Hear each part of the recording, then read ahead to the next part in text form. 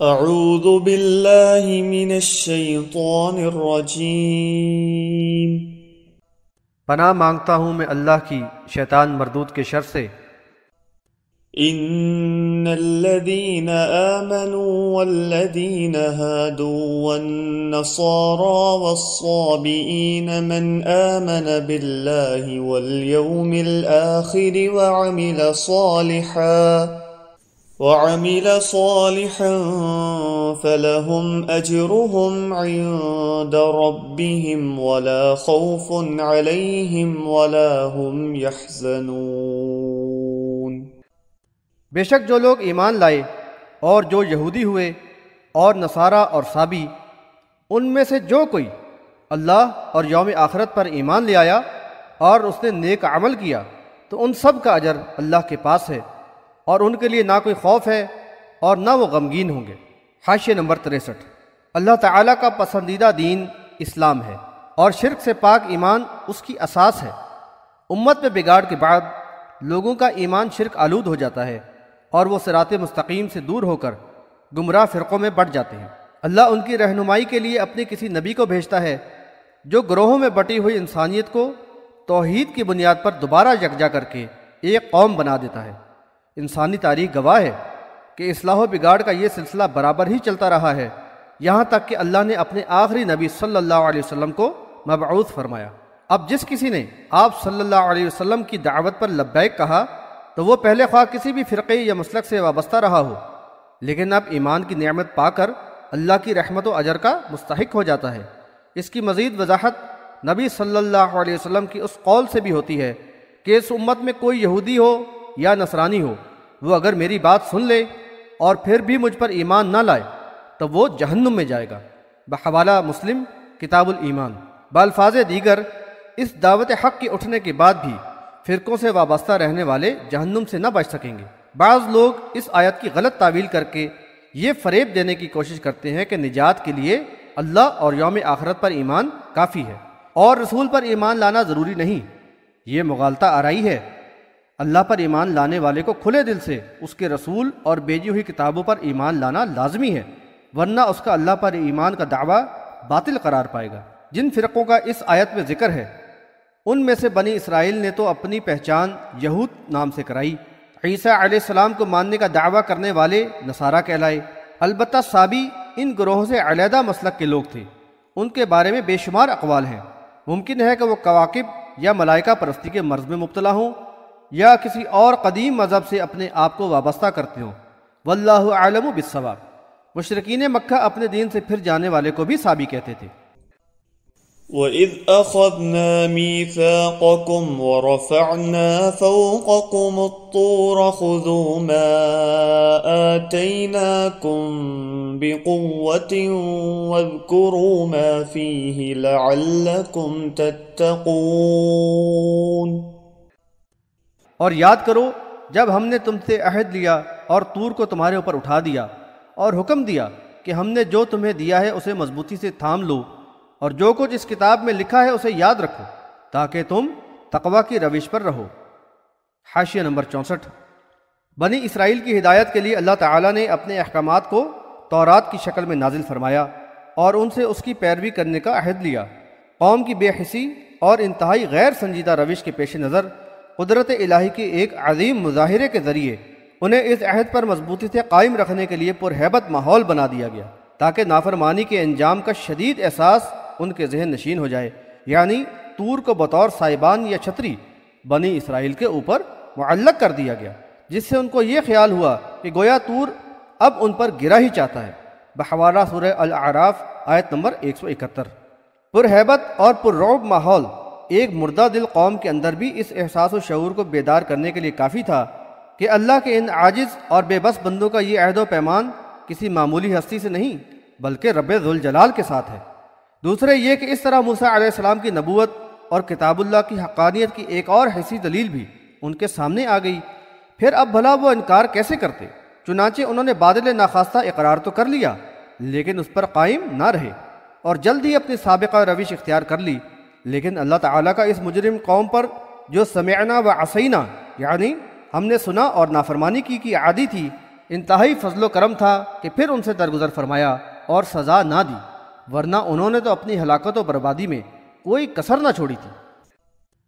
ثم توليتم من بعد ذلك فلولا فضل الله عليكم ورحمته لكنتم من الخاسرين۔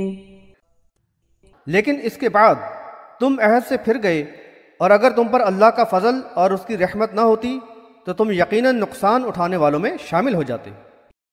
وَلَقَدْ عَلِمْتُمُ الَّذِينَ اعْتَدَوْا مِنكُمْ فِي السَّبْتِ فَقُلْنَا لَهُمْ كُونُوا قِرَدَةً خَاسِئِينَ۔ اور ان لوگوں کا حال تمہیں معلوم ہی ہے جنہوں نے تم میں سے سبت یعنی ہفتے کے دن کے قانون کے معاملے میں زیادتی کی تھی، چنانچہ ہم نے ان سے کہہ دیا کہ ہو جاؤ ذلیل بندر۔ حاشیہ نمبر 65۔ قوم یہود کے جرائم کی طویل فہرست میں سے کچھ بطور نمونہ پیش کیے جا رہے ہیں۔ ان کا ایک سنگین جرم سبت کے قانون کو توڑنا تھا۔ اس کی تفصیل سورہ الاعراف آیات 163 تا 166 میں دی گئی ہے۔ یوم السبت یعنی ہفتے کا دن ان کی عبادت کے لیے مخصوص کیا گیا تھا، اور اس دن ان کے لیے دنیاوی کاروبار ممنوع قرار دیا گیا تھا۔ ایک ساحلی علاقے کے یہودی لوگوں نے جن کا پیشہ ماہی گیری تھا اس قانون کو توڑا۔ اللہ تعالیٰ نے انہیں آزمائش میں ڈالا، اور ہفتے کے دن پانی میں مچھلیاں زیادہ ابھر کے آنے لگیں۔ انہوں نے مچھلیوں کو جال میں پھانسنے کے لیے گھڑے، حوض وغیرہ بنا لیے تاکہ ہفتے کے دن آئی ہوئی مچھلیاں ہاتھ سے نہ نکلنے پائیں۔ چنانچہ جو مچھلیاں وہاں اکٹھی ہو جاتیں وہ دوسرے دن ان کو پکڑ لیتے تھے۔ اس طرح انہوں نے حیلہ سازی کے ذریعے اپنے آپ کو تو مطمئن کر لیا، لیکن اللہ کے غضب کو بھڑکا دیا۔ قانون شریعت کا کسی بھی طرح مذاق اڑانا بہت بڑا جرم ہے۔ الغرض اس سرکشی میں جب وہ حد سے گزر گئے تو ان پر اللہ کا عذاب ٹوٹ پڑا اور ان کو بندر بنا دیا گیا۔ فَجَعَلْنَاهَا نَكَالًا لِمَا بَيْنَ يَدَيْهَا وَمَا خَلْفَهَا وَمَوْعِظَةً لِلْمُتَّقِينَ۔ پھر ہم نے اس واقعہ کو اگلے اور پچھلے لوگوں کے لیے عبرت اور متقیوں کے لیے نصیحت کا ذریعہ بنا دیا۔ حاشیہ نمبر 66۔ یہ بلا شبہ تاریخ انسانی کے لیے انتہائی عبرت انگیز واقعات میں سے ہے۔ وَإِذْ قَالَ مُوسَى لِقَوْمِهِ إِنَّ اللَّهَ يَأْمُرُكُمْ أَن تَذْبَحُوا بَقَرَةً قَالُوا أَتَتَّخِذُنَا هُزُوًا قَالَ أَعُوذُ بِاللَّهِ أَنْ أَكُونَ مِنَ الْجَاهِلِينَ۔ اور جب موسیٰ نے اپنی قوم سے کہا کہ اللہ تعالیٰ تمہیں حکم دیتا ہے کہ ایک گائے ذبح کرو، انہوں نے کہا کہ کیا آپ ہمارے ساتھ مذاق کر رہے ہیں؟ موسیٰ نے کہا کہ میں اللہ کی پناہ چاہتا ہوں کہ میں جاہلوں میں سے ہو جاؤں۔ حاشیہ نمبر 67۔ ان آیات میں بنی اسرائیل کی تاریخ کا ایک واقعہ بیان کر کے ان کی غیر سنجیدہ روش اور حیلہ ساز فطرت کی تصویر کشی کی گئی ہے۔ اللہ کی پکڑ سے بے خوف ہو کر وہ ضابطۂ اخلاق کو بالکل ہی پس پش ڈال چکے تھے، اور اللہ کے رسول کے ساتھ مسلسل گستاخانہ انداز اختیار کرنے سے ذرا بھی نہ جھجکتے تھے۔ ایک قتل کے معاملے میں جس کی تفصیل آگے کی آیات میں آ رہی ہے، بنی اسرائیل کو ایک گائے ذبح کرنے کا حکم دیا گیا، لیکن ایک طرف گائے سے عقیدت اسے ذبح کرنے میں مانع تھی، تو دوسری طرف قتل کی شہادت کو چھپا کر قاتل کی پشت پناہی بھی مطلوب تھی۔ چنانچہ حیلہ جوئی کے ذریعے ٹال مٹول کی روش اختیار کی اور گائے کی کیفیت و رنگ کے بارے میں مختلف قسم کے سوالات کرنا شروع کر دیے۔ اللہ تعالیٰ نے اپنے نبی کے ذریعے جزوی تفصیلات تک واضح فرما دیں اور بتا دیا کہ جو گائے مطلوب ہے وہ جوان زرد رنگ کی خوش رنگ و خوشنما گائے ہے، جسے نہ تو کھیتی باڑی میں پانی دینے کے لیے استعمال کیا جاتا ہے اور نہ ہی ہل وغیرہ میں، بلکہ وہ بالکل تندرست اور بے داغ قسم کی گائے ہے۔ اس طرح بہت سے سوال کر کے وہ خود ہی پھنس گئے اور اپنی شاطرانہ چال کے پھیر میں آ کر ان کو ایسی خوشنما گائے ذبح کرنی پڑی جس کے وہ فی الواقع بہت ہی عقیدت مند تھے۔ اس واقعہ میں بڑی عبرت و نصیحت ہے۔ حکیم و خبیر رب کے تدبیر کے مقابلے میں ساری تدبیریں ناکام ہیں۔ قالوا ادع لنا ربك يبين لنا ما هي قال إنه يقول إنها بقرة لا فارض ولا بكر عوان بين ذلك فافعلوا ما تؤمرون۔ انہوں نے کہا آپ اپنے رب سے دعا کیجئے کہ وہ ہمیں واضح کر دے کہ وہ گائے کیسی ہو۔ انہوں یعنی موسیٰ علیہ السلام نے کہا، اللہ تعالیٰ فرماتا ہے کہ وہ ایسی گائے ہے جو نہ بوڑھی اور نہ بچیا، بلکہ وہ اس کے درمیانی عمر کی یعنی جوان ہے، لہذا اب جو حکم تمہیں دیا جا رہا ہے اسے بجا لاؤ۔ قالوا ادع لنا ربك يبين لنا ما لونها قال إنه يقول إنها بقرة صفراء فاقع لونها تسر الناظرين۔ ان لوگوں نے کہا آپ اپنے رب سے دعا کیجئے کہ وہ ہمیں بتا دے کہ اس کا رنگ کیسا ہو۔ کہا کہ اللہ فرماتا ہے کہ وہ زرد رنگ کی گائے ہے، اس کا رنگ ایسا چمکدار ہے کہ دیکھنے والوں کو خوش کر دیتا ہے۔ قالوا ادع لنا ربك يبين لنا ما هي إن البقرة شابه علينا وإنا إن شاء الله لمهتدون۔ انہوں نے کہا کہ آپ اپنے رب سے دعا کیجئے کہ وہ ہمیں واضح کر کے بتا دے کہ وہ کیسی گائے ہو، اس گائے نے تو ہمیں شبے میں ڈال دیا ہے، اور اگر اللہ نے چاہا تو اس مرتبہ ضرور ہم ہدایت پانے والے ہو جائیں گے۔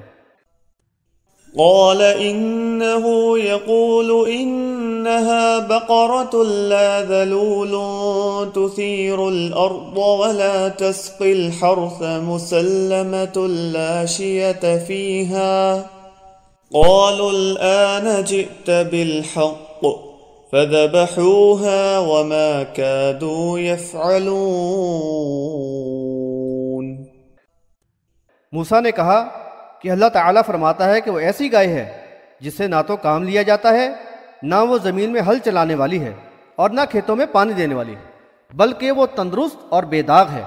انہوں نے کہا اب آپ نے حق بیان کر دیا، پھر انہوں نے اسے ذبح کر ہی دیا، گو کہ وہ یہ کام کرنے والے نہ تھے۔